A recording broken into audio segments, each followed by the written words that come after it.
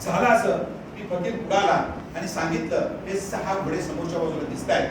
त्या फकीरानं सांगितलं त्या व्यापाऱ्याला, या मधल्या घोड्याची किंमत काय?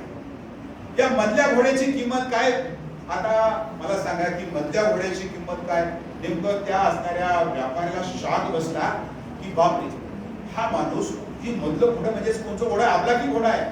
घोड्याचे सुद्धा 72 घोडे असतात. त्याचा डाग जो असतो ना, त्याचा कुठला डाग असावा, पांढरं कुठं असावं, नख्यावर काय असेल, त्याची लक्षणं असतात सर्व, आणि त्याच्यानुसार घोड्याची क्वालिटी ठरते. आणि तो म्हणतोय की जगातलं किंवा या असणाऱ्या 6 घोड्यातलं 1 नंबरचं घोडं कुठलं आहे? की मधलं घोडा आहे. आणि फकीर काय म्हणतोय, ह्या मधल्या घोड्याची किंमत काय? त्यानं म्हणला, फकीर आहे, तुला काय करायचं? जा ना पुढे बघून म्हणला. त्यानं म्हणला, बोल किंमत काय? त्यानं सांगितलं की तुझ्या अवकात आहे का घोडं घ्यायचं, तू किंमत बोल. त्यानं सांगितलं याची किंमत आहे 1500 रुपये. आता 1500 रुपये किंमत म्हटल्याबरोबर त्या फकीराने काय केलं, आपलं जी काही थैली होती ती थैली काढली, त्या घोड्याच्या व्यापाऱ्याच्या हातामध्ये थैली टाकली आणि कुठल्याही प्रकारचं न विचारता, त्याला लगाम घातला नाही, काय घातलं नाही, त्या फकीरानं सरळ त्या घोड्यावर टांग टाकली, पुढं धबधावपणे निघून गेलो.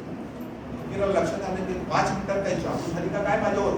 त्या असणाऱ्या कुठल्या घोड्याच्या व्यापाऱ्याला वाटलं की फकीर आला काय, त्याने किंमत विचारतो काय, मला मी 1500 रुपये सांगितली.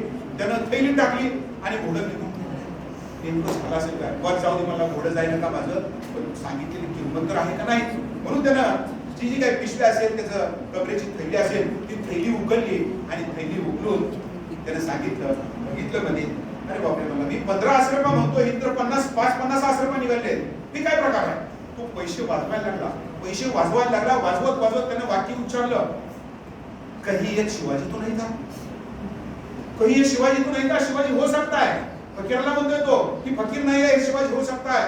मोठमोठे तो बडबडायला लागला की शिवाजी हो सकता है. असं बडबडत बडबडत त्याने सांगितलं, ही जर बातमी आपण औरंगजेबाच्या कानावर घातली तर आपल्याला भरपूर काही इनाम मिळेल. आणि म्हणून तो औरंगजेबाच्या दरबारामध्ये पोहोचला, त्यांना कुर्निसात केला आणि सांगितलं, मैंने शिवाजी को देखा है, मैंने शिवाजी को देखा है. तो बडबडायचा सारखं, मैंने शिवाजी को देखा है, ये शिवाजी हो सकता है. त्याने सांगितलं, त्याला शांत करा, काय तू बघितलं, स्टोरी सांग. त्याने सांगितलं की बाबा, मी अशा प्रकारे चाललो होतो, माझ्याकडे 6 घोडे होते, 6 घोड्यातला तो फकीर पुढच्या बाजूला आला आणि फकीराने सांगितलं, मी मधल्या घोड्याची किंमत काय? मी सांगितलं 1500 रुपये. त्यानं 50,000 रुपये माझ्या हातावर सोपविल्या आणि निघून गेला. औरंगजेबाने विचारलं वाक्य, अरे बाबा, या कथेचा आणि या सोहळ्याचा संबंध काय? तू येतोय काय, पैसे विचारतो काय, टाकतोय काय, त्याचा संबंध काय?